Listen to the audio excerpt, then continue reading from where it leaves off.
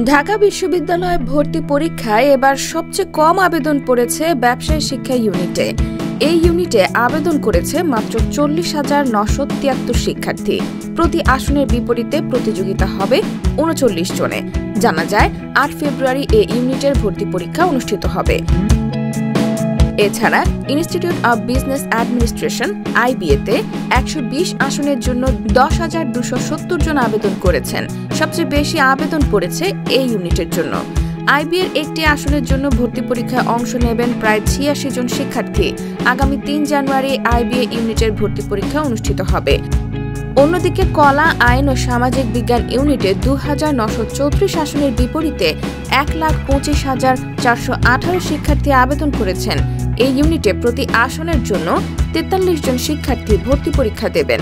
আগামী 25 জানুয়ারি এই ইউনিটের ভর্তি পরীক্ষা অনুষ্ঠিত হবে। 1,896টি আসনের বিপরীতে 1,46,694 জন শিক্ষার্থী আবেদন করেছেন বিজ্ঞান ইউনিটে। প্রতি আসনের বিপরীতে লড়বেন 77 জন শিক্ষার্থী। আগামী 15 ফেব্রুয়ারি এই ইউনিটের পরীক্ষা অনুষ্ঠিত হবে।